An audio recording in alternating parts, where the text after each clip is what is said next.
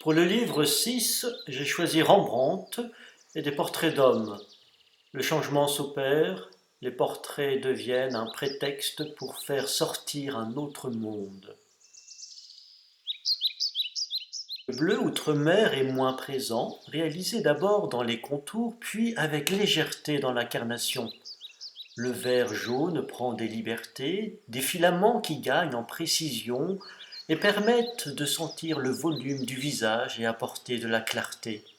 Le vert sombre intervient dans le dessin des cils ou la bouche, remplaçant le bleu pour un meilleur équilibre de l'ensemble. Le vert sombre domine dans le fond et s'allège autrement, laissant au bleu son emprise sur le personnage. L'œil est expressif avec peu d'effet. Le vert jaune donne de la texture au visage et lui apporte de la légèreté.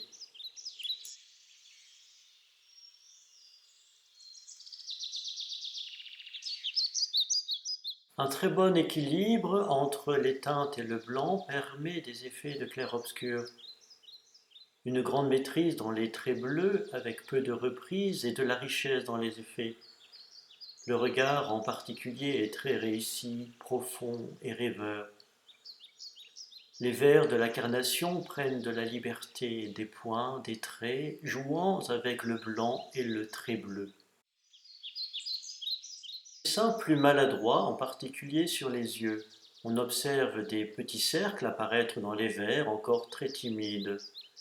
Le fondu a tenté de rectifier la maladresse du dessin.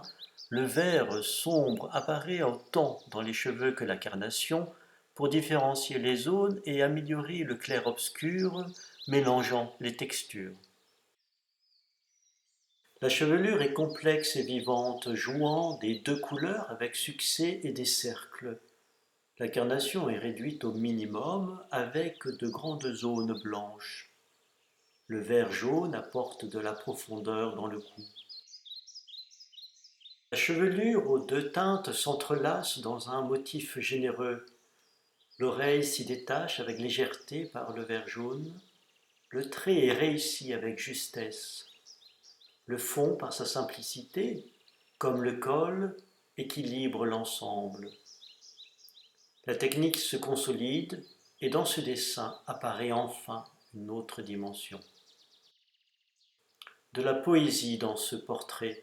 L'approche du fond est nouvelle avec ses courbes et les petits points de la fraise forment une ambiance allant au-delà du portrait.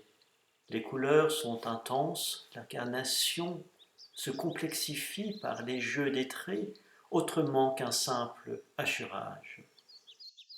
Merci et au livre 7.